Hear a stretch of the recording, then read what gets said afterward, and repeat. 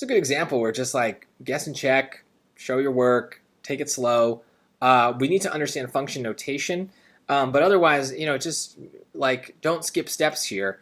I'm gonna just bold these axis lines because they're a little dim, and so I can't see them very well. But I really want to make sure I don't misjudge my points. So let's take a look at, let's say choice D. Honestly, I would start with something simple just because I normally start with a choice like B, but I'm going to start with D here because it's easier. So what does it mean for which of the following values of x does f of x plus g of x equal 0? So what they're really saying is let's do f of 0 plus g of 0. Well, f of 0, well, here's our f, is this top one. That is right here, which I kind of now regret bolding it, but it looks like it's 2. F of 0 is 2, and g of 0 is all the way down here. That's something like negative, I don't know, 1, 2, 3, 4, 5, 6, 7, 8, 9.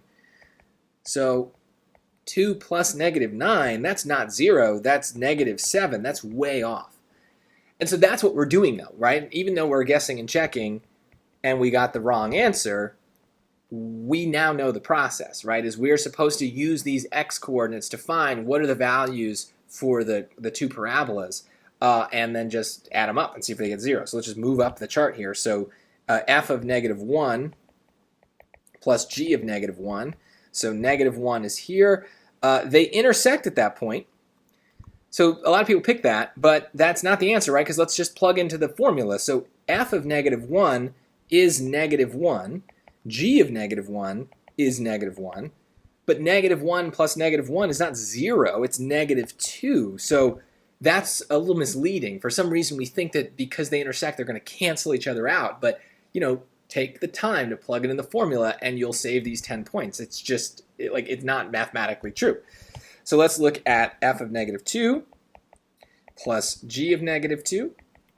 F of negative 2, now we're down here, that's negative 2. And g of negative 2 is up here, and that's positive 2. So negative 2 plus 2 is 0. Check.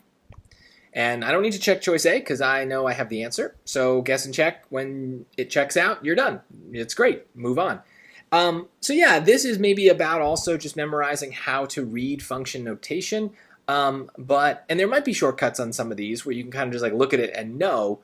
But looking at choice C, I think they know that you're looking for shortcuts, and they purposely set that up knowing that many of you would think that you found the shortcut. I'm always aware of that on the SAT. I just know how they work, and so I'm not really looking for shortcuts. I'm looking for thoroughness, carefulness. I'm looking to guarantee the points, not rush through just for the sake of being like, aha, I'm smart. I found the little trick. Not really worth it. No one cares. You don't get points on the SAT for style. You get points for getting the questions right. So do whatever you need to do to guarantee that you get the question right.